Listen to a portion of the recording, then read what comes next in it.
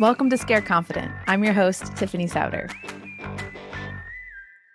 So I was just texting with one of my daughters and I kind of had this parenting epiphany. And so I thought I would just jump on the microphone super quick and share it with you. So I've been noticing this pattern, and I will try to protect the innocent here and not reveal which daughter it is. But one of my daughters, I'm noticing when she asks me for something, if I say no, that her immediate response is to say, "Oh, I'm sorry. I'm sorry." And so I was texting with her this morning. She was asking me if she could meet up with a friend. And I was like, yeah, sure, that's no problem. And then I came to find out that the friend actually hadn't asked her over. She wanted me to text the other mom to see if that would be okay. And I was like, no. I said, no. She's like, oh, sorry, mom. And I was like, no, you don't need to say sorry. Just because the answer is no doesn't mean that you weren't right to ask the question. It's just sometimes the answer is no. In fact, you're not going to be able to do it. Or the other example was she is interested in maybe like getting some highlights or her hair colored or whatever. And my inquiry into this was about like, are you imagining that I'm paying for that you're paying for that? Are you is that because you're feeling like insecure about your hair and how it's looking? Or is it just you're interested in a new look? And just like, I was just asking questions around it.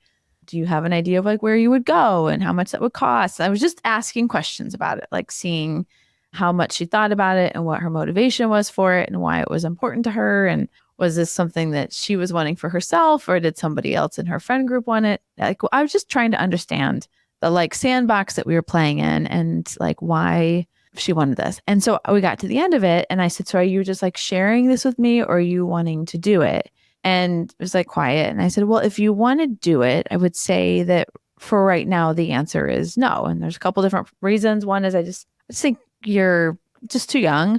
The other is we're spending a lot of money on a lot of other things right now. And so if you would like to like maybe give up one of those things, then maybe we could talk about spending some money here, but it doesn't seem like totally aligned with your objectives right now in your life to get your hair colored. It's super expensive and it's time consuming and it's one more appointment. And there's like lots of capacity constraints in our house as it relates to time. And so I was like, to me, it feels like a want, and I totally get that. And I think that's exciting. And I think it's fun to like talk through the idea of it, but the practical implementation of it, I think just doesn't align to a lot of other things that we're doing in our family right now. And what I hear is like primarily important to you in your time and the priorities that you have and the goals that you're trying to achieve. So we don't have just a lot of idle capacity. And so if you're asking me for an answer, the answer is no. And her first reaction was like, I'm sorry. Yes, I'm sorry.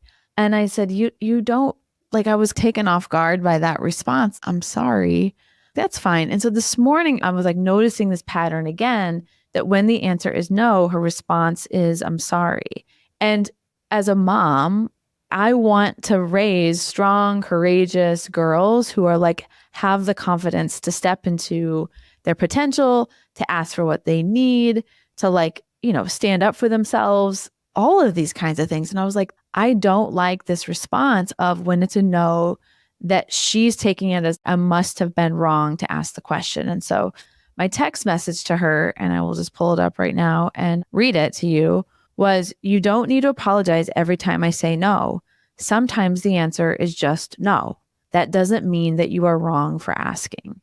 So I don't know. This is maybe not a universal issue, but it was like this suddenly this morning. I was like, oh my word, this is the thing that my intuition is like keeping track of. Why does it bother me when she says I'm sorry? Because saying I'm sorry in and of itself isn't bad, but you want to say it for a place where you were actually wrong. And I'm sorry can be this polite response to like giving away your power when she wasn't wrong for asking me. She can ask me for whatever she wants to ask me. I want her to have the courage and confidence to do that for eternity.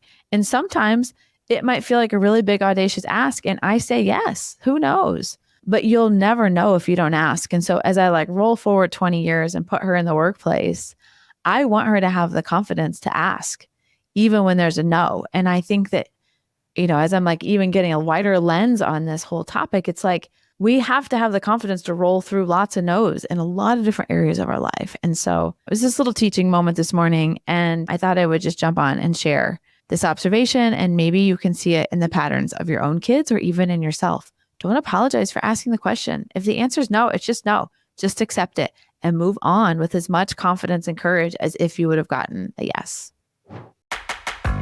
Thank you for joining me on another episode of Scared Confident. Until next time, keep telling fear, you will not decide what happens in my life. I will.